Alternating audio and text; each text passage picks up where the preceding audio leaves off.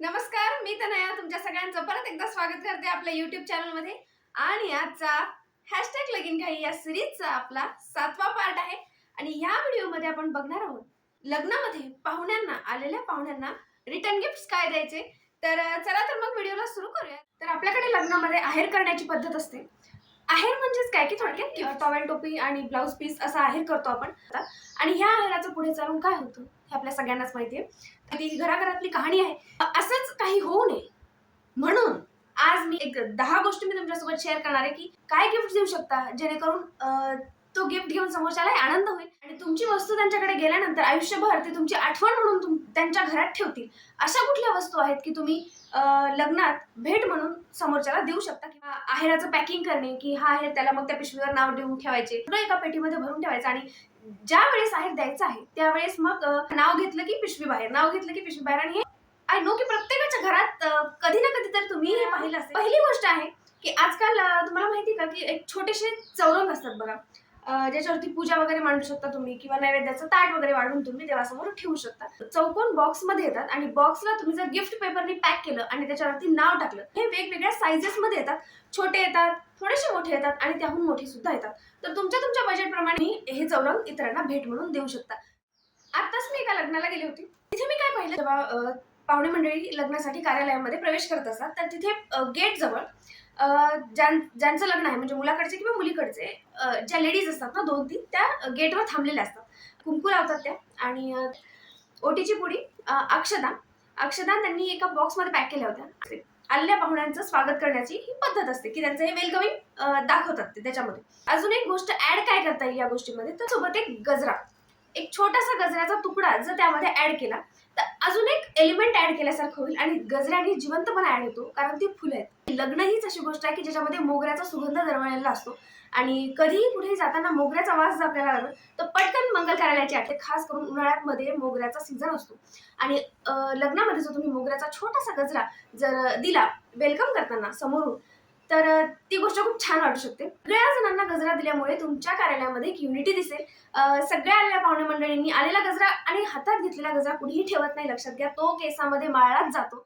चौरंगाचं झाल्यानंतर दुसरी गोष्ट आहे की तुम्ही पितळेचे दिवे देऊ शकता. तुम्ही ती भेटवस्तू दिल्यानंतर समोरच्याच्या घरामध्ये त्यांच्या देवासमोर तुमची आठवण म्हणून तो दिवा सतत तेवत राहणार आहे. तर दिवा ही एक खूप सुंदर गोष्ट आहे देण्यासाठी. थोडासा मोठ्या साईज मध्ये द्यायचा, कधी पण नंदादीप म्हणू शकता तुम्ही किंवा कुठलाही दिवा. मी इथे डिझाईन्स दाखवेल. अशा पद्धतीचे दिवे तुम्ही समोरच्यांना भेट म्हणून देऊ शकता. आणि कधी काय करायचं माहिती का, भेट वस्तू देताना ती पॅक करून द्यायची. गिफ्ट पेपरनी पॅक करून देणे.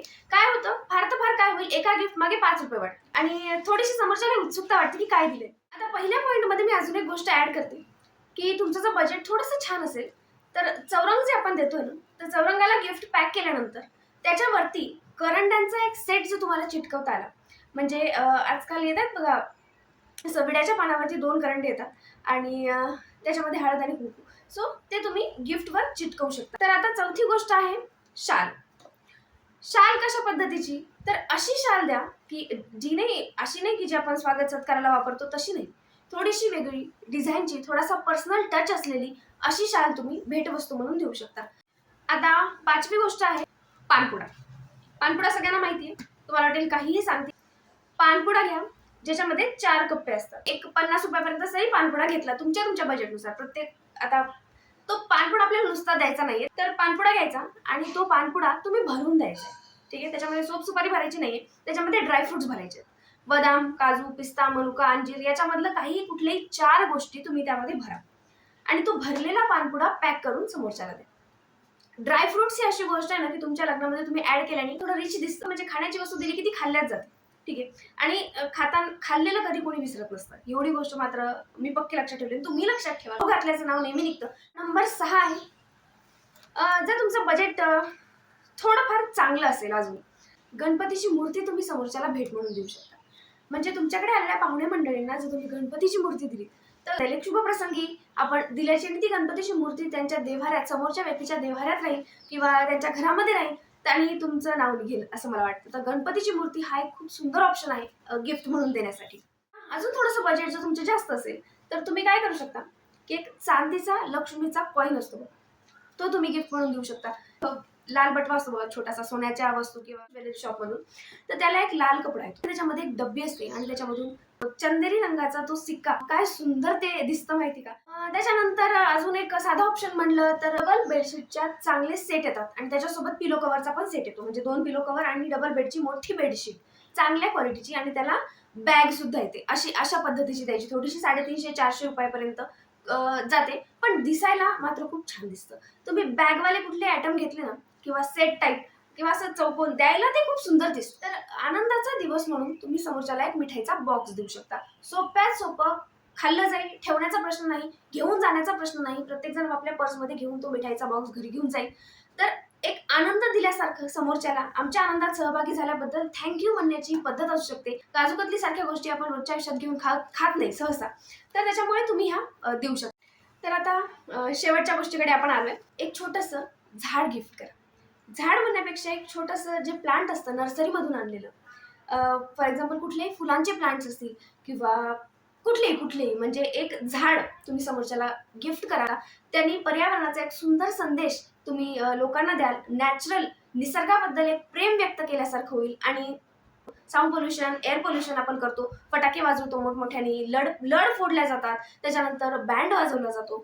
तर ह्या सगळ्या गोष्टी केल्यानंतर एक निसर्गाचा आदर म्हणून, निसर्गाला परत देण्याची भावना म्हणून तुम्ही एक झाड प्रत्येकाला गिफ्ट म्हणून द्या. आणि त्यांच्या घरात ते झाड लागल्यानंतर जितके दिवस ते झाड त्यांच्या घरात आहे तितके दिवस तुमची आठवण रोज निघेल. थोडासा वेगळेपणा काही क्रिएट करायचा असेल तर हे प्रत्येक मी आता जेवढी लिस्ट सांगितली त्यासोबत एक थँक्यूचं कार्ड जो तुम्ही प्रत्येकाला दिला, नवरी नवरदेवाचं नाव त्या कार्डवर लिहा आणि यांच्याकडून आभार, थँक्यू तुम्ही यांच्या लग्नाला उपस्थित राहिलात असं त्या कार्डवरती लिहा आणि ते थँक्यूचं कार्ड तुम्ही त्यांना द्या. आणि सोबतच या 9 गोष्टींपैकी एक भेटवस्तू तुम्ही समोरच्याला रिटर्न गिफ्ट म्हणून. हाच होता आजचा आपला व्हिडिओ. कसा वाटला? व्हिडिओ आवडला असेल तर प्लीज चॅनलला सबस्क्राईब आणि व्हिडिओला लाईक केल्यापर्यंत नमस्कार.